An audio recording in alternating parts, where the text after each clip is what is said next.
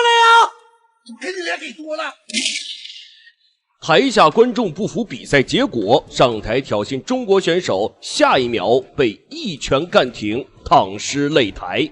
好的，亲爱的观众朋友们，接下来为您带来一场十分精彩的中印对局，印度选手顶级拳王赫里尼克·托雷斯大战您眼前这名中国泰拳名将王文峰。那么您现在看到的王文峰呢，是昆仑决61公斤量级的世界冠军，在世界上各大泰拳赛事中都是榜上有名，十分厉害。他打法老练、冷静，没有多余的动作。这次比赛，我们的王文峰也是准备了很久，而且表示自己一定会赢得这场比赛的胜利。好的，我们可以看到裁判已经是示意双方选手就位啊。说一下比赛规则。这个红方选手就是我们的王文峰，而蓝方选手就是印度拳王赫里尼克·托雷斯。可以看到啊，赫里尼克·托雷斯是来自印度的选手嘛，他练的是泰拳。这可能有的观众朋友就要问了，这印度没有什么拳法吗？为什么要学泰拳呢？哎，您说对了，印度就是没有。那么目前呢，赫里尼克·托雷斯在印度也是非常的有名，风头正盛，拳法、腿法相当了得。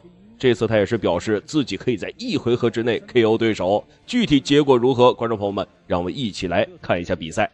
哎呦，可以看到这个赫里尼克·托雷斯很着急啊，在比赛的一开始就表现了很强的进攻欲望。我们的王文峰呢，这个打法很老练，很稳啊，面对赫里尼克·托雷斯的进攻，打算是一步一步的跟对方打。因为这个王文是典型的一个技术型选手，技术非常特别强，打得很冷静，对，速度非常快。是。好的，短距离突进，王文峰这个动作哈，虚晃一下，但是也吓得这个托雷斯有些慌了啊。王峰讲究的就是我的有效进攻，他不会浪费我每次进攻的这机会和时间，是，他这完全就叫强调一个有效，是，你看左闪。对方的这个并不特别高。从这个身形数据来看的话，托雷斯确实没有我们的王文峰高啊，这个臂展也差了一些。不过泰拳选手嘛，主要还是看一下腿，看一下托雷斯在接下来的动作中会不会频繁使用他的腿部攻击。非常难的啊，不仅是技术上、战术上，包括你的心理。我高扫。王文现在还没有真正的把自己的实力发挥出来，还在试探对手，更多的是一个躲和防。是啊，还没有这个托雷斯啊，他虽然是一个印度人，但是他这个父辈啊，他爷爷辈啊，都是打泰拳的，属于是泰拳世家了。从小这个托雷斯也是受到了一个很完善的、良好的泰拳训练，也是在印度打泰拳打得非常厉害。哎呦，我们可以看到。我们的王文峰啊，虽然是一名泰拳选手，但这个拳法不弱，两下重摆也是打的托雷斯有些慌，力量也很大。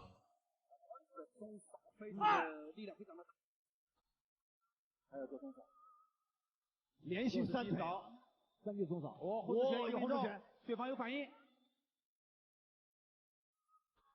继续勾拳，好，对方现在他没有空间了，已经提到脚了。对，被打中一拳以后，对方现在开始打拳的时候稍微有点犹豫。托雷斯的节奏有点脱节了，被我们的王文峰是牵着鼻子走的这个状态。王文峰要注意，还是不能放松，不能放松。我这对方的舍身踢，哇！好的，亲爱的观众朋友们，第1回合比赛正式结束，让我们来看一下第2回合双方选手能给我们带来什么样的精彩表现。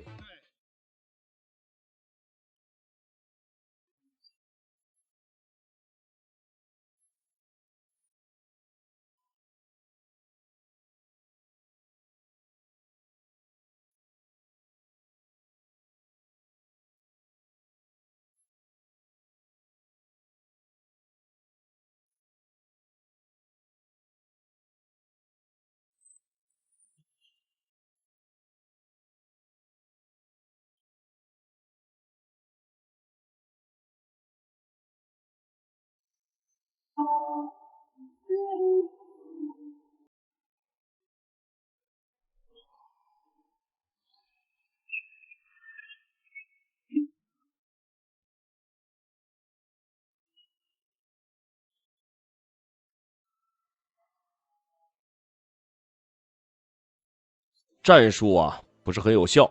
让我们来看一下第2回合，双方选手能带来怎么样的战术和战略。我们看这种高水平的比赛，很具有这种观赏性。对。小回合。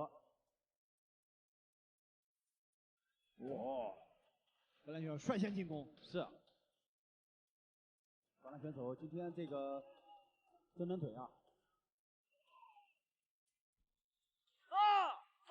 好的，这个双方的缠斗啊被裁判终止，示意这个王文峰有一点犯规了。那么比赛继续。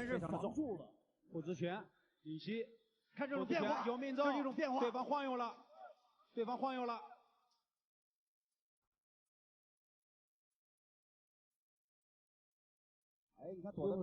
我们的王文峰啊，这个身法比较灵敏，托雷斯打起来是有一些费劲。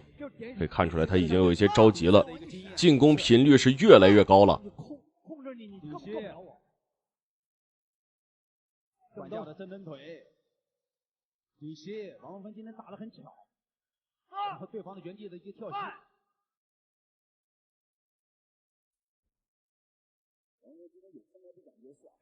托雷斯现在这个状态啊，很弱，一直是在这个回避这个。我们的文峰打拳有一点这个犹豫了。知道就是对方的出拳和腿的力量，一看我能扛住，是不具杀伤力，所以他可以放开了。天摆拳有命中。好的，文峰的进攻调整的非常的快，头部防御打腹啊，腹部防守打头，这个变换很自如啊。相比之下，这个托雷斯的防守就有些笨了。中扫，有中扫，中扫又来了，再来中扫，中扫，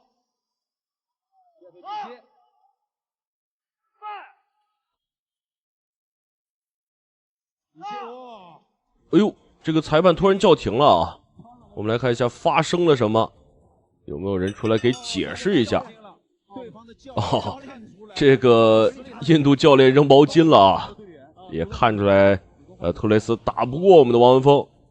哎呦，这个观众上台挑衅，哎呦，被我们的文峰一拳击倒啊！这个行为啊，非常的有趣儿，不愧是我们的王文峰。好的，让我们恭喜我们的文峰获得本场比赛的胜利啊！虽然这个胜利来的不能说是来之不易啊，但也确实看出来我们的文峰实力很强啊！对面教练也看出来打不过。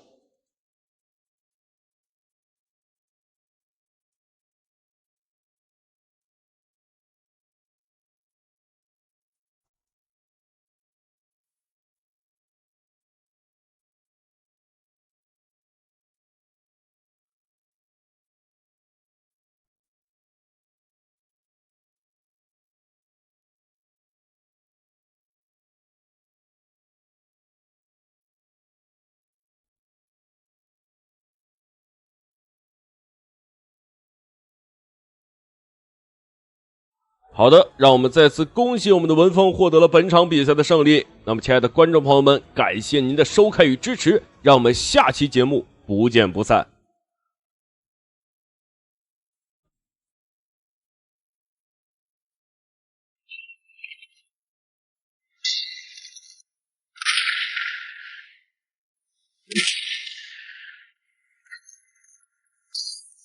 他是太极拳实战派最强王者，年仅15岁时便斩获全国太极拳大赛冠军。他将传统武术太极拳和自由搏击相结合，在擂台上4两拨千斤，以柔克刚，击败了无数来中国挑战中国武术的老外。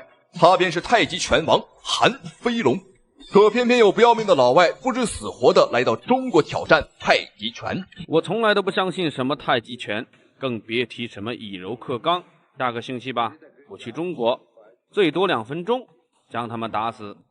好，观众朋友们，这场比赛呢是一场中国传统武术大战美国拳击的一场对局。没有错，中国太极拳王韩飞龙时隔1年再度出山。那么有人想问了，那这1年去干嘛去了呢？韩飞龙啊，这个修炼了1年，你没有听错啊，属于这个闭关修炼。因为这个太极拳啊，我们讲究一个静字啊，所以说韩飞龙这一次是王者归来，但是究竟这个实力是增进了还是退步了，我们要看一下他的表现。那么赛前，对方的美国选手很猖獗，表示说呢，不相信什么太极拳，也不相信什么以柔克刚，对方是个什么科学主义者，他不相信这些东西。没关系啊，你不相信，我们打到相信。好，注意看白色长裤，哎呦，仙气儿飘飘啊！中国选手韩飞荣，这个裤子的确很飘逸啊，有这个大将风范儿。好，再。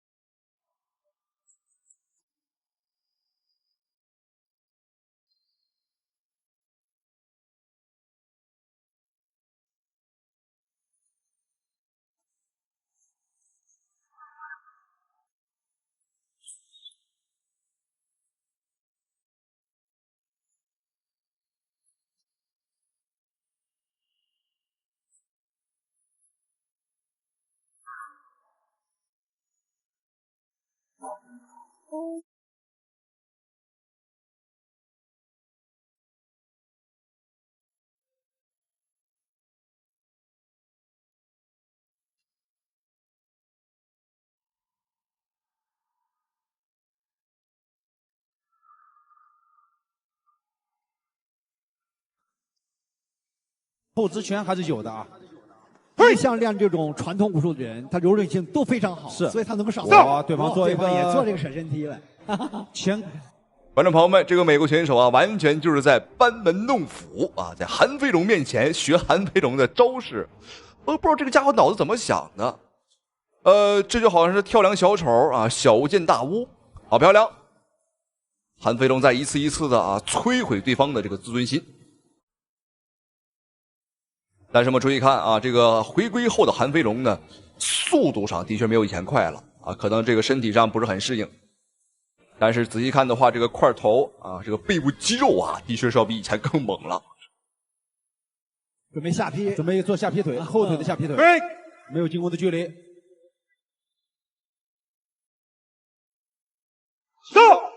哇 ，No，OK，啊，不能借助围城。继续要推开。No clinch， 走，要分手，要分开的意思，让你分开 ，No clinch， 让分开。韩飞龙这个想要挤进去打拳，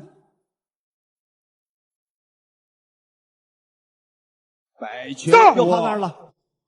等等，这一趴我还跟你休息，让他休息一下。跳膝，第二回合所剩的时间不多。打中了！哎呦，观众朋友们，一拳就一拳，我们看对方的索德里格斯直接躺到了地上。我的天哪，没有想到韩飞龙的拳如此之重。好，让我们恭喜韩飞龙时隔1年再次王者归来。好，我们看韩飞龙，打一套太极拳庆祝一下。那么这是韩飞龙在此之前呢经常打的招式啊。韩飞龙目前生涯战绩51战51胜，可以说是前无古人后无来者了。让我们再次恭喜，咱们下期视频再见。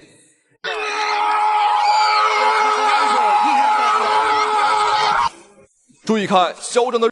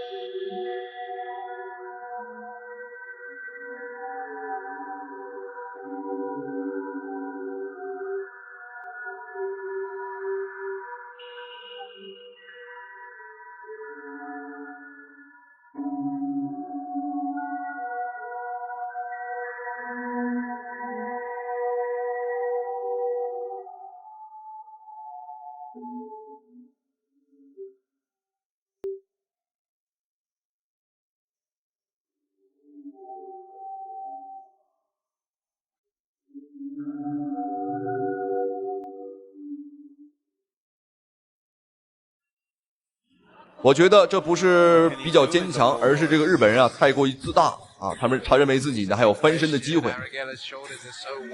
但是现在的情况，在我们看来呢，对方啊已经是完全没有翻身的机会了。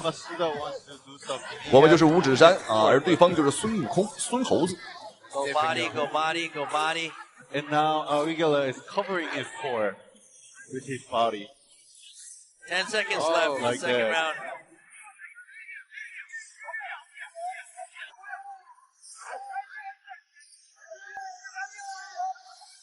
Big shot. Okay. 好，第二回合比赛结束。哎，但是我们看这个日本选手，哎，这是被打死了吗？怎么不动了？哦，像个蛤蟆一样趴在地上。看来奥尔格勒的这个压制啊，让对方的确很难受。对方的体能啊，对方的整个身体状况，你包括像这个裤衩已经是都快已经是飞边了，需要人搀扶才能坐下来。好，我们一起来看一下，这是双方的第3回合，也是最后一个回合的对决了。奥尔格勒前摆后直后摆，哎呦打晃了，连续的砸击，哎呦裁判不给机会，结束了，观众朋友们，本场比赛恭喜奥尔格勒，打的的确是非常的精彩。那么3个回合，我个人感觉奥尔格勒呀，完全是在收着劲儿在打，就是想多折磨对方一会儿，这属于我们中方选手奥尔格勒的一种独特的复仇方式。好，注意看，哈哈，这是什么造型啊？这是非常6+7吗？这是。好，恭喜奥尔格勒！我们这边感谢屏幕前您的收看与支持，咱们下期视频再见。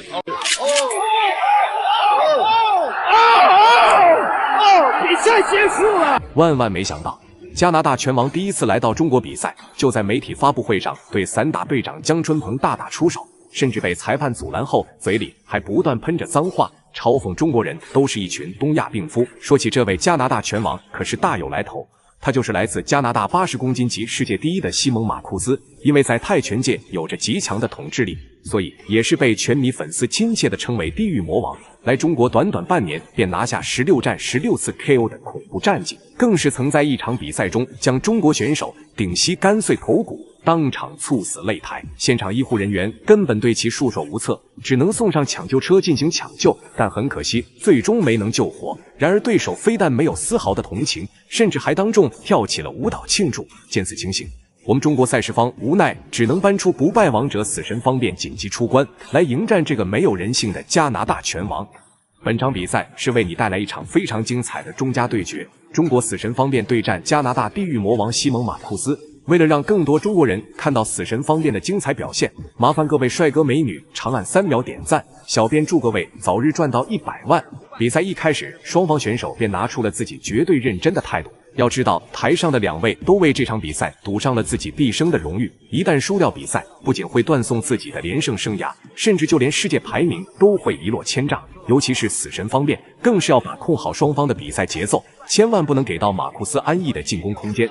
王洪强王老师呢，会有一定很深的渊源，可以说是王洪强在一定程度上成就了乔西里。这个乔西里，跟我们讲讲吧。来，王老师给我们讲讲。是第一次走进拉斯维加斯顶峰，因为我的那个对手。由于方便极具侵略性的战术打法，给到了马库斯极大的进攻压力。马库斯也是当场恼羞成怒，对着方便的内围便发起了猛攻。好在方便的反应非常顶级，这才勉强扛住了对手的第一波凶猛进攻。虽然说方便在正面不是马库斯的对手，但是凭借着机智的头脑和灵活的战术，已经让方便拿到了点数上的优势。自此，两人的第一波对拼以方便完胜收尾。对拼中呢，在方便在落倒地的同时，这个马库斯追了一袭，这个在我们的擂台上是不被允许的，要听裁判人的。所以说，刚才方面躺在这个台下，一直都是在追问。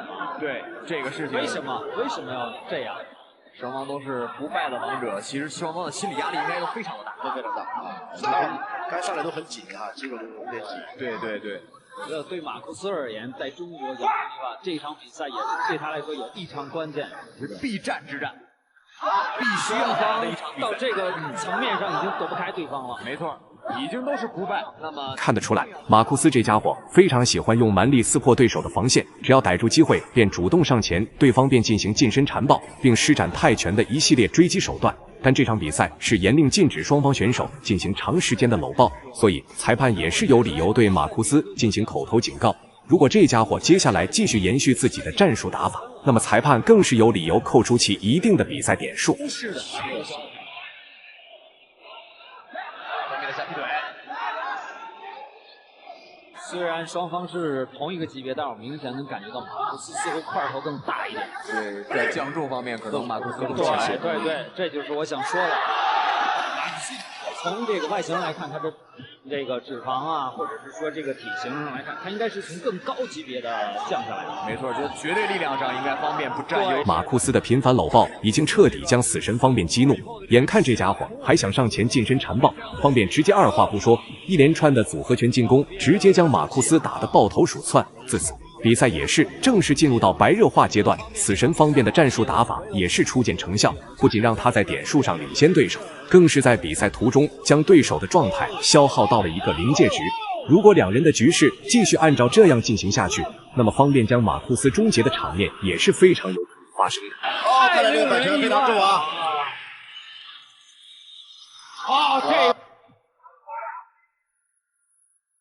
好，第二回合比赛开始。在第一回合，双方进行了一个电光火石的这种。被击倒一次的马库斯状态明显不对，可能就连他自己都想不到，竟会被死神方便打得如此狼狈。看得出来，他这一回合的进攻更加凶猛，能够明显的感觉得到，他非常想要打开局面。不过方便的拳头同样不是吃素的。如果说第一次击倒算是死神方便运气好，那第二次的击倒便足以证明方便强悍的实力。不是机会了，抓住机会！又一次击倒！比赛结束了，3次，比赛结束了。还要再打，这一回合还有再最后一次的 KO 机会。马库斯已经没有反抗能力了，我觉得。比赛结束了，3次击倒，按照规则不需要再读秒了吧？不需要再读秒了。方便创造了奇迹。比赛结束了，死神方便用自己的重拳成功为对手的连胜生涯画上了一个完美的句号。自此，马库斯统治了长达5年时间的中国拳坛，也是第一次迎来了曙光。不仅现场观众情绪激动呐喊中国加油，就连现场主持人都当场激动到落泪。死神方便不仅捍卫住了自己的连胜生涯，更是向世界证明中国功夫不是花拳绣腿。那么最后也是让我们恭喜方便拿下了比赛的胜利。本期视频到这里就结束了，观众朋友们，我们下期再见。